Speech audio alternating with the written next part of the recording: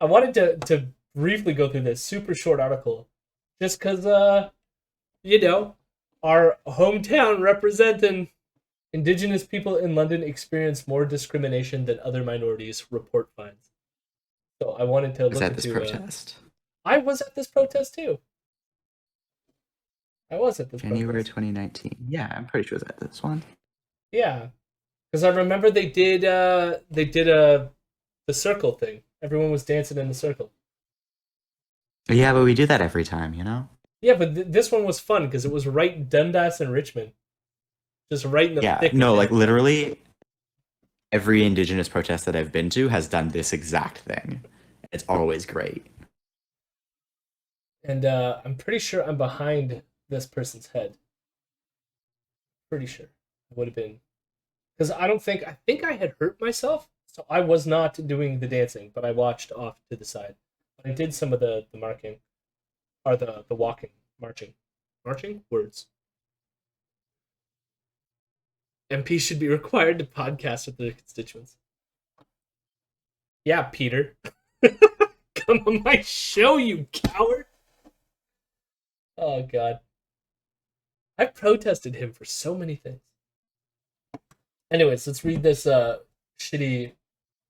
Well, the report probably isn't shitty. The implications of the report are probably shitty. Indigenous people in and I should say this protest, by the way, it was over the Indigenous blockade in Wet'suwet'en that was being removed by the RCMP at the time. That's what this was. And then there was another one, I think, like a month or a week after this, where we marched onto we blocked traffic by White Oaks Mall and then marched onto the bridge over the 401 and dropped a banner. That's fun. Indigenous people in London and Middlesex County experience more discrimination than immigrants and visible minorities, according to a report commissioned by London and Middlesex Local Immigration Partnership, which is associated with the City of London. 6 out of 10 Indigenous respondents said that they have faced discrimination in the region, which is 20% higher than immigrants and visible minorities over the course of the last 3 years.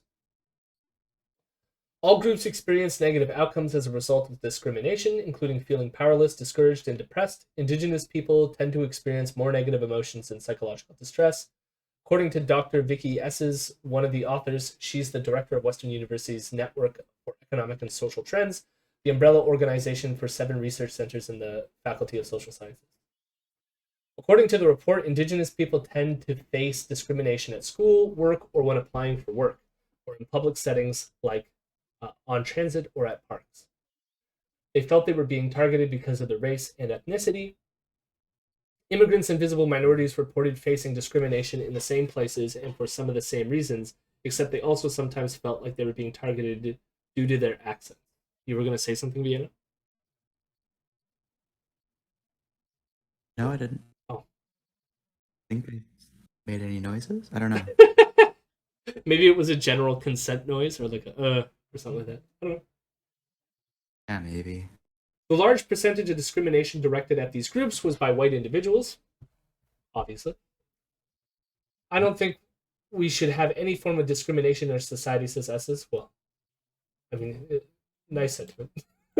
I mean, I've been doing research and dedicated my career to this area, so I would say none of this is acceptable, but do have to, but we do have to know about it and acknowledge it in order to do something about it. That is true. 164 indigenous people were surveyed for the study, as well as 379 immigrants and visible minorities. Researchers grouped together immigrants and visible minorities due to similarities between their experiences in the region. The report was commissioned by, we already said that. Okay. Report commendations. The report made recommendations to combat discrimination, which includes encouraging those who experience it to report it. Feel like we could do a little more than that. Especially because I want to That's say here, very vague. not only is it vague, it says which could be done through an online reporting system, but it is worth noting that we have had police in this city do terrible things generally, but in particular, we've had a police officer who was convicted recently of murdering an indigenous person. It also recommended strategies that are targeted at situations and places where discrimination occurs. I mean, hopefully the report goes into more detail than this fucking CBC article. My God. The findings will be reviewed by City of London's Community and Protective Services Committee. So the police. That's on September 21st. Yeah, I mean,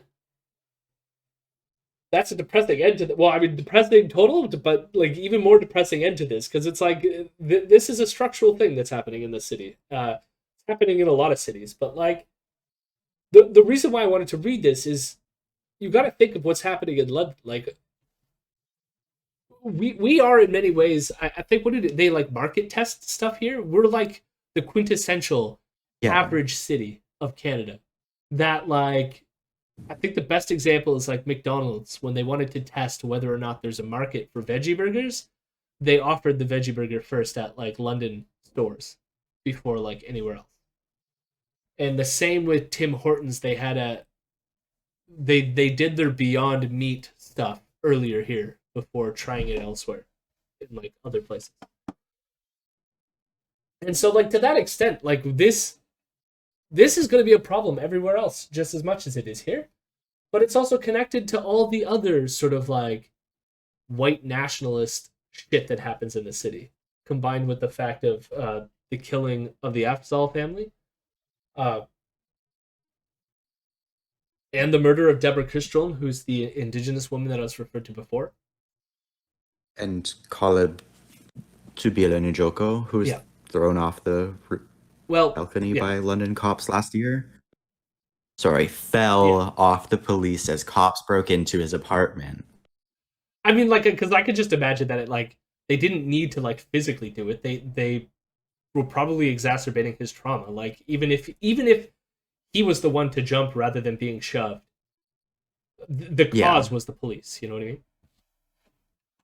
Yes, forced, I think, might be an Yeah. apt description because it doesn't necessarily imply physically throwing.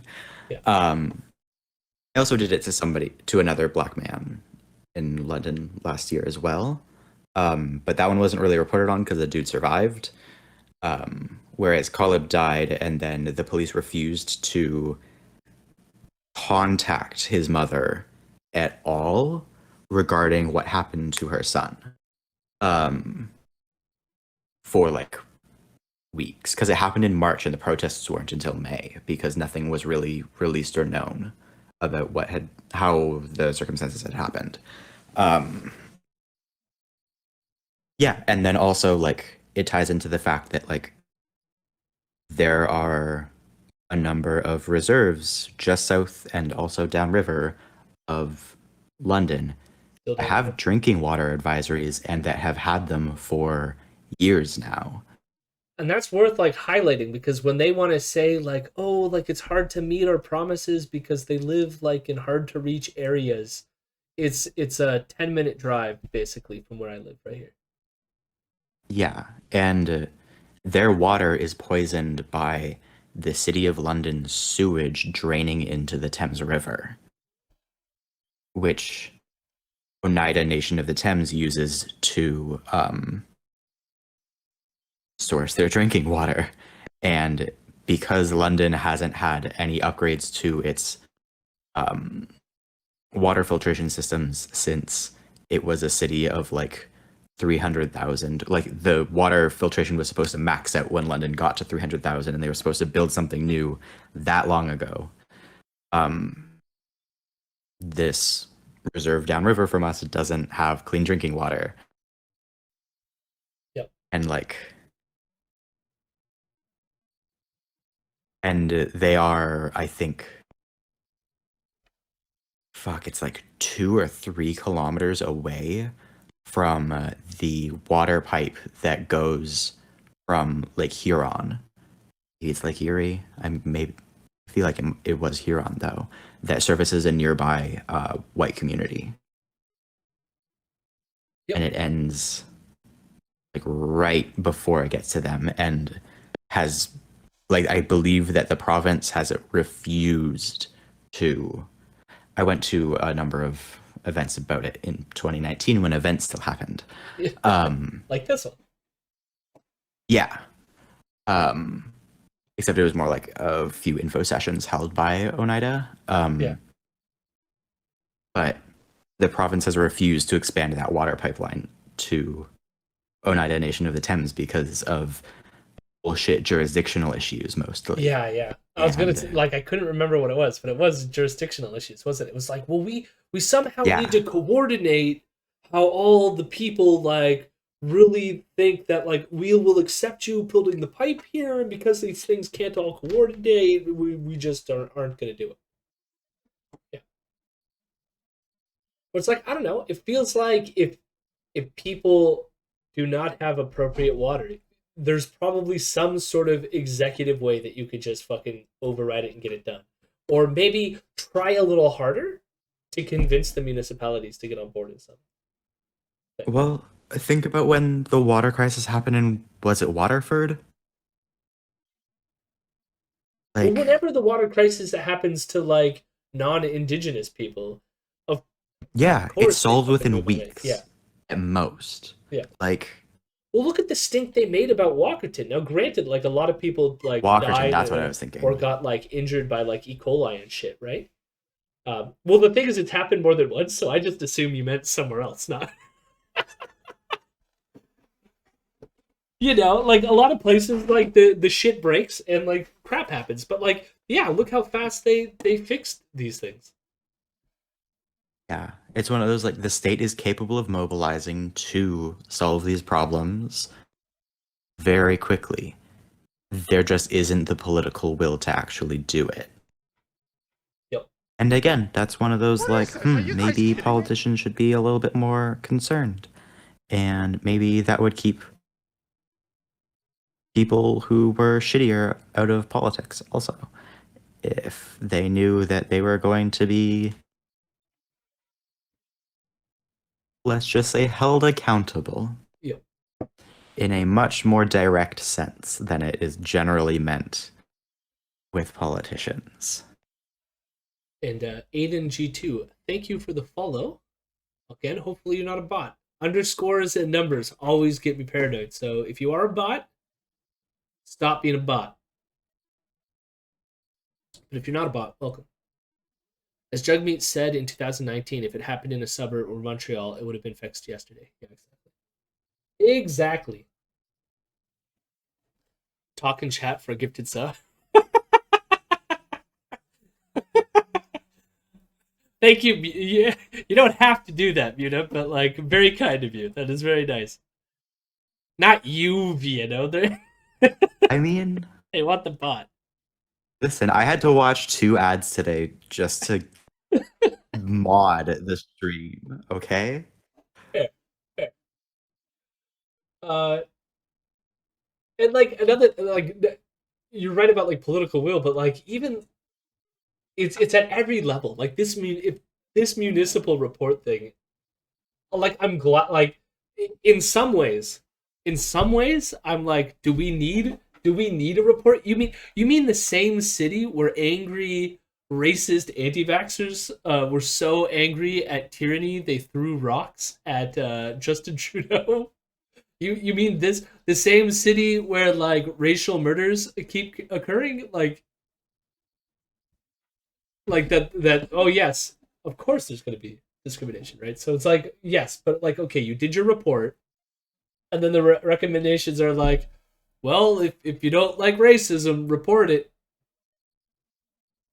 Yeah. Also, thank you, Nom. Yes, thank you Thank very you for much. letting me not have to watch ads for a little while. They were really long, 30-second IKEA ads. It was annoying. Um, That's another thing I should write down. yeah, it's just like it's one of those like yes, like having a report is good because then you have numbers to like use as a like slightly larger cudgel. I just wish that we would use actual cudgels, you know?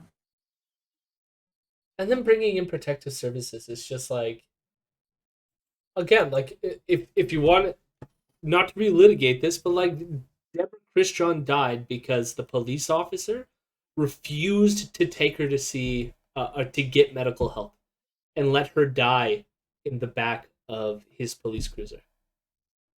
and had plenty of opportunity to take her to the hospital.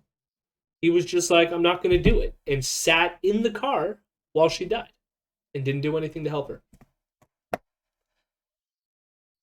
And then we paid his salary for like an extra year while he was on trial for it. Yeah. So fuck all of us. It's just like people, if people like turn into the show and wonder why we get angry at so many things. Like there's a lot to be angry about in this city. A lot to be angry. I mean, the nice thing that you could say is there's some of us who will do this stuff and make some noise. And shout out to everyone in this image and who goes out to things and tries to raise awareness and even tries to blockade things. Because we did some blockades in town. We did that. We did that. The blockade started when I broke my ankle. Yeah, I remember that I distinctly. I remember that as well. I remember I was helping them out because like there was people on Twitter saying they were going to snipe the people from like buildings and stuff like this. Again, mostly trolls. Probably were just like puffing their chest, but still, it's not a nice environment to be going in and doing something while white nationalists on Twitter are saying they're going to snipe you from windows. I am so sad that like people have forgotten so much about those protests because like remember when the Ottawa police set up snipers on roofs overlooking the like protests there? Like Yeah. people just let that go way too quickly. You know what was kind of fucked up too? Like I saw someone tweet about this, but I never even thought about it. Like, it was super weird at the visual when Justin Trudeau came to speak at the mosque that, like, snipers were on the roof for that event. Meanwhile, like, he left his campaign bus in London so unguarded that a white nationalist could throw rocks at him. Like, what was so dangerous about the one event and not the other? You know what I mean? I think that one was more just like the cops wanted to do a show of force because look at us, like, we're protecting you kind of like vibe. But like from most exactly. It like just made them fucking uncomfortable. It made me uncomfortable. Oh yeah, of course it did. Yeah. But like no, it was I think it was much more of a like the police were like, look, we didn't keep you safe when this dude murdered a family, but we will fire live rounds into a crowd of mourning people if we decide to. Yep. Like, it's like, okay, sure, guys. Do we really trust cops in London to be that accurate with a sniper? Like, come on. Nope. What are you gonna do? Yeah, that's a good point. Like, what are you gonna do at that point? That is a good fucking point. Just like take it back to the Indigenous protests as well. Eagle News on Twitter had the best fucking like bits for it, because like the reason that I remember the snipers on the roof in Ottawa, or maybe it was Toronto, is they posted an image of the snipers with the tag "Breaking News: Meet Canada's elite reconcilers." Oh, yes. Snipers read land acknowledgement before targeting protesters. And it was just like the best fucking. What did you cut out? Did you say it was Eagle News or Red Eagle News? Walking Eagle News. Walking Eagle News. They're like set. It's like the Indigenous, the Onion. Hello, my rebels. Hello, my rebels. I'm a good boy.